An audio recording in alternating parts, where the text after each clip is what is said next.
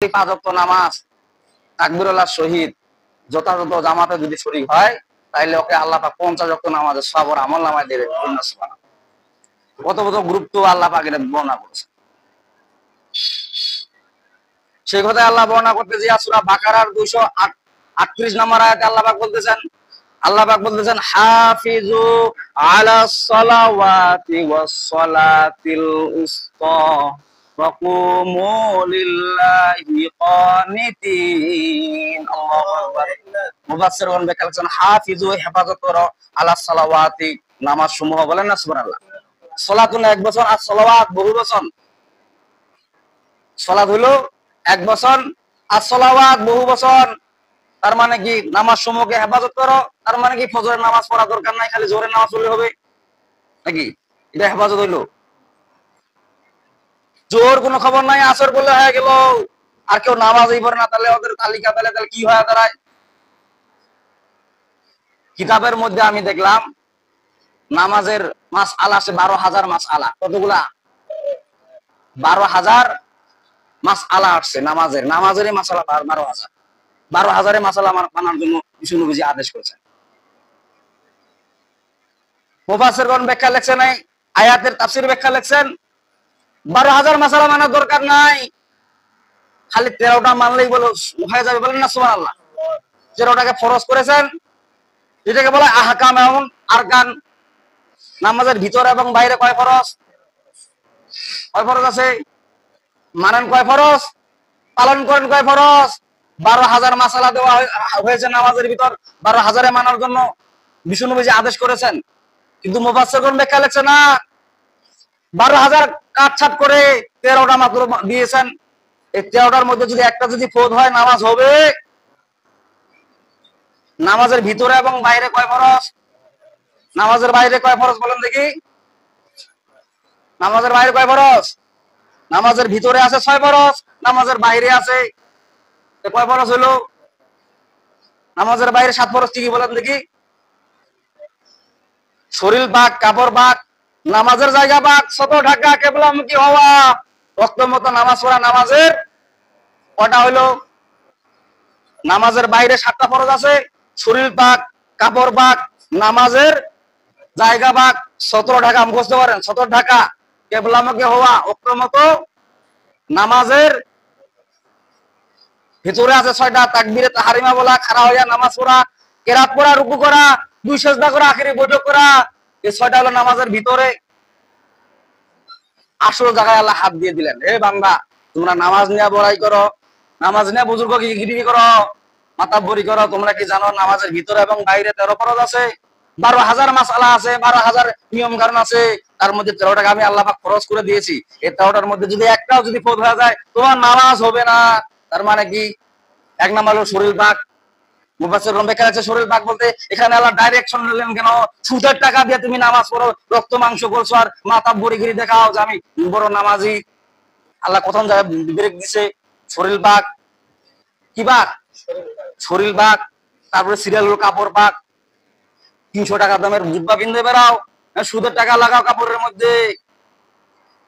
আর বড় যে আমি বড় নামাজি হয়ে গেলাম, কোন জায়গায় আল্লাহ বের করেছে? আল্লাহ পাক ওই কথা বলতেছেন হাফিজু আলাস সালাওয়াতি ওয়াস সালাতিল উসতা ওয়া কুমু লিল্লাহি কানিতিন। আল্লাহু আকবার। আল্লাহ পাক বলছে, হে আমার বান্দারা, হাফিজু আলাস সালাওয়াতি ওয়াস সালাতিল উসতা, তোমরা নামাজ সমূহকে হেফাজত করো, ওয়াস সালাতিল উসতা, এবং আসরের নামাজকে স্পষ্টভাবে আল্লাহ ক্লিয়ার ভাবে বলতেছেন হাফিজু আলা সালাওয়াতি ওয়াস সালাতিল উসতা, এবং আসরের নামাজকে তোমরা হেফাজত করো। মুফাসসিরগণ ব্যাখ্যা লিখছেন যে আসরের নামাজ হেফাজত করার জন্য কেন বললেন? কারণ আসরের নামাজের মধ্যে বেচা বিক্রি বেশি হয় দোকানের মধ্যে। কোন জায়গায় ডাইরেক্ট আল্লাহ অ্যাকশন মারে দিলেন? আল্লাহ বলেন হাফিজু, তোমরা হেফাজত করো আলা সালাওয়াতি, নামাজ সমূহকে, এবং স্পেশাল ভাবে আসরের নামাজকে তোমরা হেফাজত করো। আসরের নামাজ এই জন্য হেফাজত করার জন্য বলছেন, আসরের নামাজে বেচা বিক্রি, মানুষ ব্যস্ততা বেশি থাকে, এই জন্য আল্লাহ পাক বললেন যে আসরের নামাজকে তোমরা স্পেশাল। কারণ আসরের নামাজে বলা হয় যে মানুষ যখন মৃত্যুবরণ করবে, মৃত্যুবরণ করার পর যখন মুনকার নাকির যখন কবরের মধ্যে ঢুকবে, তখন সময়টা হবে আসরের রক্ত, বলেন না সুবহানাল্লাহ। কারণ আসর এবং মাগরিবের মধ্যস্থল কি কিয়ামত হবে, কি হবে? এই জন্য আসরের নামাজকে হেফাজত করার জন্য আল্লাহ পাক আদেশ করলেন। আল্লাহ পাক বলতেছেন হাফিজু আলাস সালাওয়াতি ওয়াস সালাতিল উসতা ওয়া কুমু লিল্লাহি কানিতিন। আল্লাহু আকবার। আল্লাহ বলেন হাফিজু, তোমরা হেফাজত করো। এখানেও বহু বচন ব্যবহার করলেন আল্লাহ পাক। নামাজ সমূহকে হেফাজত করো। ফজর, যোহর, আসর, মাগরিব, এশা যারা নামাজ পড়ে না তারা মনে হয় মৃত্যুবরণ।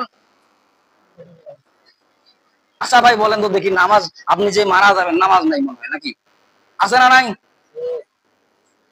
মারা গেলে নামাজ নাই? কি আছে বলেন দেখি? মৃত্যুবরণ করলে কি নামাজ, আপনার নামাজ হবে না নাকি? আপনি পড়েন চান না পড়েন, কিন্তু আপনার জানাজা করা হবে, আপনার জানাজা হবে, আপনার নামাজ হবে। আপনি পড়েন চাই না পড়েন, কিন্তু মৃত্যুবরণ করলে আপনার নামাজ অন্যজনে ইমাম সাহেব হলেও, আপনার ছেলে নাতিপুতি আলেম থাকলেও পড়াই দিবে, ঠিক কিনা বলেন? কিন্তু জীবন্ত অবস্থায় যদি আপনি নামাজ না পড়েন, তাহলে ওই নামাজের কি জানা কি আসে যায়? ফরজে আইন, ফরজে কেফায়া। জানাজার নামাজ হলো ফরজে কেফায়া, আর এই পাঁচ ওয়াক্ত নামাজ হলো, এই নামাজের হিসাব নিবেন না। বিষ্ণু যে হাদিসের মধ্যে বলেন আউয়ালু মা ইউহাসাবু বিহিল আবদু ইয়াউমাল কিয়ামাতিস সালাহ। আল্লাহু আকবার। বিষ্ণু নবীজি বলেন আউয়ালু মা ইউহাসাবু বিল আবদু ইয়াউমাল কিয়ামাতিস সালাহ, কিয়ামতের দিন বান্দার সর্বপ্রথম নামাজের হিসাব। কি এর হিসাব হবে? নামাজের তালিকার হিসাব হবে। দেখবে যে আমার বান্দারা নামাজ পড়ছে কিনা। নামাজের তালিকা যখন পরিষ্কার দাঁড়াবে, তখন কি হবে? ওই ব্যক্তিকে আল্লাহ জান্নাতের চাবি দিয়ে দিবেন। বলেন না সুবহানাল্লাহ।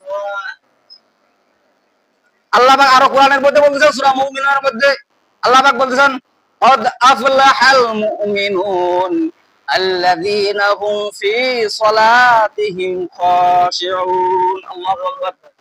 আল্লাহ পাক বলেন কদ আফলাহাল মুমিনুন, অবশ্যই সফল কাম হয়ে গেছে ওই সমস্ত মুমিনরা, ওই সমস্ত ঈমানদাররা সফল কাম হয়ে গেছে। সালাতিহিম ফি খাশিউন, যারা খুশু খুশু হয়ে সালাত নামাজ পড়ে। বলেন না সুবহানাল্লাহ। খুশু খুশু বলতে কি বোঝায়?